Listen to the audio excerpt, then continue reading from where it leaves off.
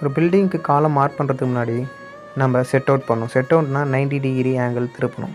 முழுக்கோஸ் திருப்பணும். முழுக்கோஸ் திருப்பத்துக்கான ப்ராசஸ் என்னென்னா, மேனுவலாக ஒரு எண்டு நம்ம ஃபிக்ஸ் பண்ணிக்கணும். இந்த எண்டை தான் நம்ம மூலக்கோஸ் திருப்ப போகிறோன்ட்டு. ஸோ அதில் வந்து ஒரு பக்கம் 4 ஃபீட்னும் ஒரு பக்கம் 3 ஃபீட்னும், இது ரெண்டுத்துக்குமே நம்ம டேப் இன்பிட்வீன் பிடிச்சி பார்க்கும்போது 5 ஃபீட் வரணும்.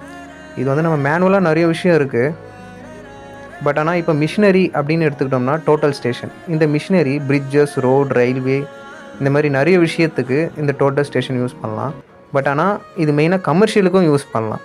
ஏன் ரெசிடென்டல் ஒரு வீடு கட்டுறதுக்கு ஏன் இந்த மிஷினரி யூஸ் பண்ணலை அப்படின்னும் போது, அதோட ஸ்கொயர் ஃபீட்டும் கம்மி, ரெண்டாவது அதோட பட்ஜெட்டும் பெருசாக ஒரு பிரிட்ஜஸ் கட்டுற அளவுக்கு இருக்காது. இப்போ வீடுக்குன்னும் போதே அதுவே ஒரு 6000 இப்போலாம் டோட்டல் ஸ்டேஷன் வாங்குறாங்க.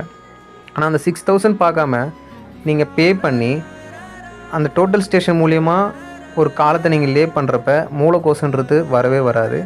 எரருன்ற விஷயமும் பில்டிங்க்கு வராது. ஸோ நிறைய இன்ஜினியர்ஸ் கிட்ட இதை பற்றியான அவேர்னஸ் இருக்குது. ஆனால் ஒரு ஓனராக நீங்கள் என்ன சூஸ் பண்ணுறீங்கன்னா அமௌண்ட்டை தான் சூஸ் பண்ணுறீங்க. எப்பவுமே பெஸ்ட் குவாலிட்டி, பெஸ்ட் ஒர்க்.